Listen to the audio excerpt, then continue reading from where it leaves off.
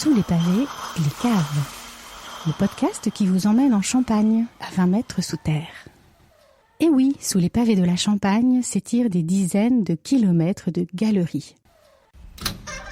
Carrières pour les Romains, les voilà devenus caveaux pour les bénédictins. Ces gardiennes de la mémoire pour tant de maisons et de vignerons font rêver le monde, avec les millions de flacons précieux qu'elles abritent dans leurs entrailles de craie, entre silence et fraîcheur. Et oui, sous les pavés de la Champagne, il y a les caves. Caves célèbres ou caves secrètes, que savez-vous de leur histoire? Je vais vous raconter. Aujourd'hui, je descends à la cave, celle du champagne Alfred Gratien à Épernay. Vous venez?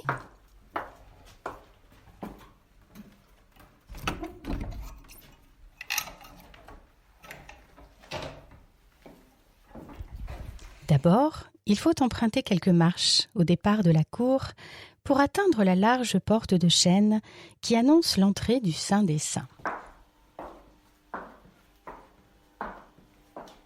La maison est fondée en 1864 par un tout jeune homme audacieux de 23 ans venu de Saumur. Alfred Gratien a posé ses flacons, son chai et son savoir-faire à cette adresse sur les hauteurs de la ville quelques années plus tard, à la fin du XIXe siècle. À l'écart de la déjà célèbre avenue de Champagne, le quartier de la rue Maurice-Serveau concentre lui aussi une activité prospère autour du commerce des vins. Les négociants y louent des caves. Certains, comme lui, vont aller plus loin et développer une activité de production de vins de Champagne.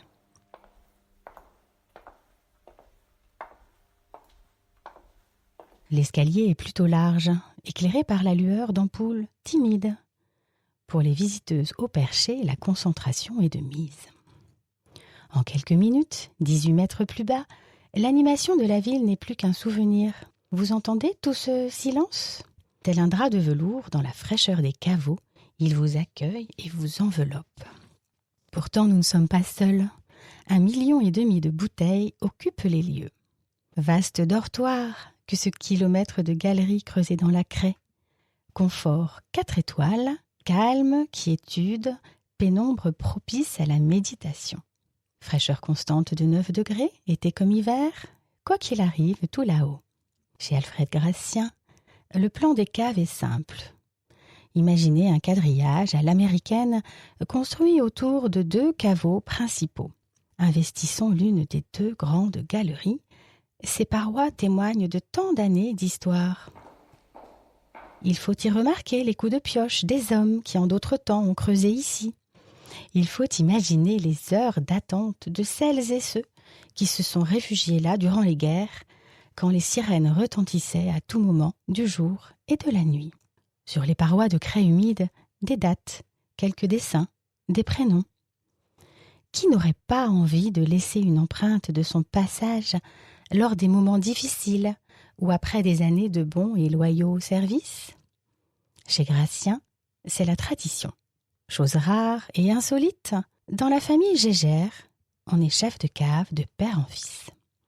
Gaston, Charles, Jean-Pierre et puis maintenant Nicolas, 4 générations ont officié ici et gravé la paroi de la cave de leur prénom. Je vous mets au défi de les trouver. Les caves abritent toujours toutes les cuvées élaborées par la maison. Sur pointe, sur latte ou sur pupitre, les occupantes varient les plaisirs durant leur séjour bonificateur. Les cuvées brutes restent ici 4 ans, tandis que les cuvées millésimées y demeurent au moins une décennie. La cuvée Paradis, Paradis blanc ou Paradis rosé, qui est le fleuron de la maison, s'accorde 7 ans de repos. 7 ans, on dirait l'âge de raison. Les cuvées doivent être remuées avant que les lies qu'elles contiennent, les levures mortes, ne soient expulsées de la bouteille. Les gyropalettes, inventées et programmées par le génie de l'homme, s'en chargent très bien au XXIe siècle. Mais pour les flacons de prestige, comme cette fameuse cuvée Paradis, comme les millésimes et les grands contenants, la main de l'homme resterait-elle indétrônable?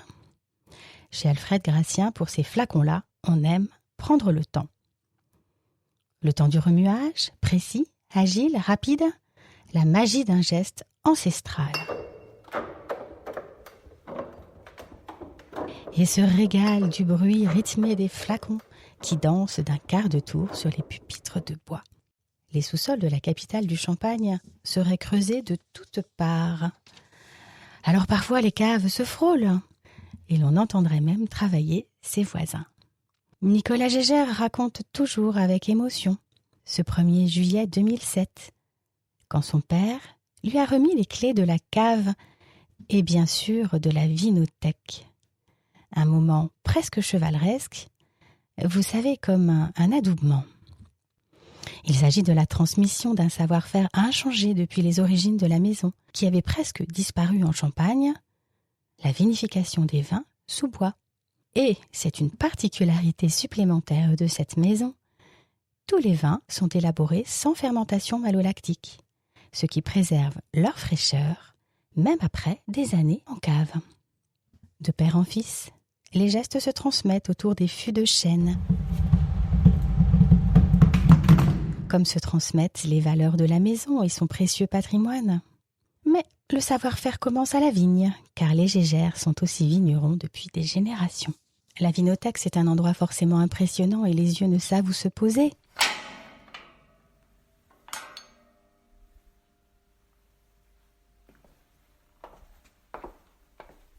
Sous les plus épaisses couches de poussière, quelques 1928, juste avant la grande crise. Et puis, un bond vers 1945, juste après la guerre. Entre les deux, rien. Le trou noir dans l'histoire des millésimes de la maison. 60s, 70s, 80s. Avouez, je sais que vous allez chercher une date qui saura vous émouvoir. La vinothèque vous fait rêver ? Elle se refait une beauté pour accueillir la cuvée Memory. Memory est en quelque sorte un voyage en mémoire que la maison souhaite partager. La cuvée sera prochainement lancée dans son millésime 1996, disponible en infime volume, suivi par 2 autres, les millésimes 1997 et 1998. Ces quelques centilitres de patrimoine seront dégorgés à la main avant d'être propulsés au grand jour.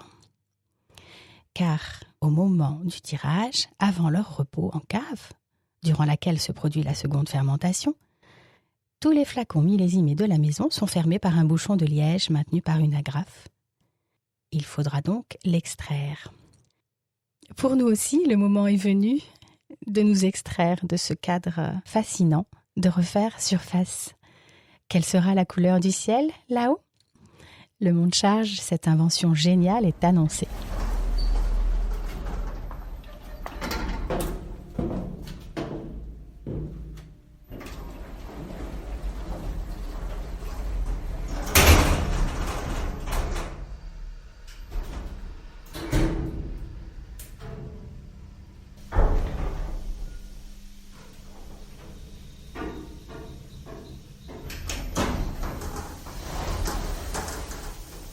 Dans la cour, c'est à la boutique du chai que vous serez accueillis. Si d'aventure, la visite de la cave vous tente.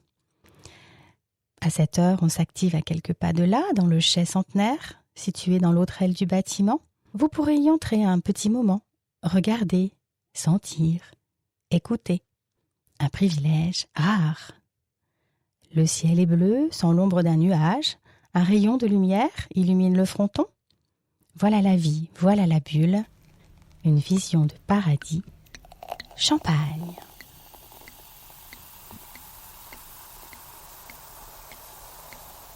Et n'oubliez pas, l'abus d'alcool est dangereux pour la santé, à consommer avec modération.